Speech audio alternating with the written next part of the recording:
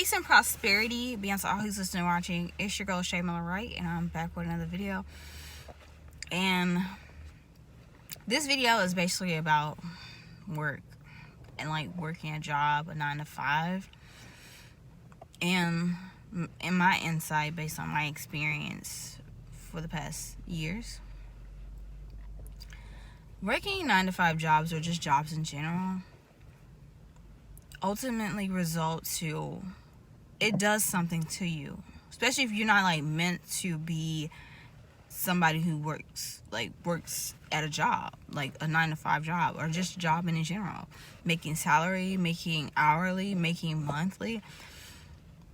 If you're just not born for it, you're just not born for it. And if you're somebody like me who's very creative, who's very passionate, a job can do a lot of stuff to you, pull out a lot of things, make you feel up to a certain extent miserable, right? A job can sometimes slow down your creativity, make you feel stagnant, make you feel complacent, make you feel like you have no time for things that you actually enjoy. A job, you can work 1,000 times harder and not make a greater wage, not make more money from working harder. I've always been somebody who's a good worker, who's always worked for everything that I own or have, and it has been, it's a good thing, but it's a bad thing, because the good person, just like good people in general, are always going to be the one people depend on. Same with good workers. You got your good workers, you got the ones that's always there, always gonna get the stuff done, always gonna give 1,000 times their best. They're gonna use those people, use them till there's nothing left of them, instead of utilizing everybody so there can be balance. They overuse people they shouldn't misuse. And that's what I hate about the work industry. Every job's the same. Turn down rates are terrible. They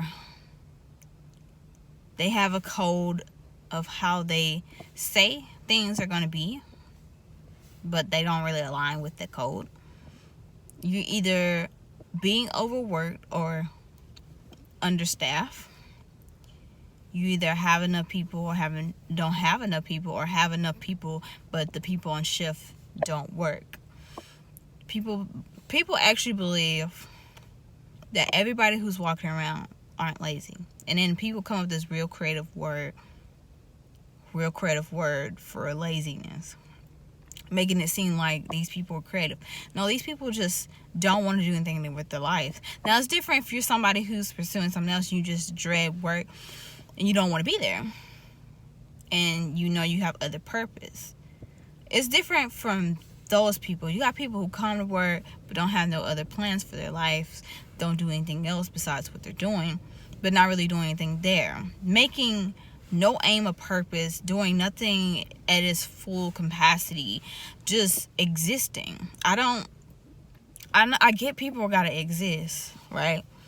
But at some point, you gotta want to exist with a purpose. You gotta want to do things with your full capacity. You gotta do things with a little more passion. You can't just be at work just to be on your phone, or just walking around, or just, you see people struggling. You are the extra help. You're here to help, but you don't help. And my issue with jobs is a good person will wind up getting overworked compared to somebody who isn't. I mean, I get people don't have strong skills, may not be the best worker, but you gotta have balance. You can't just overwork people who are good and expect them to carry the load all the time. That doesn't work, and that's never going to be a good thing.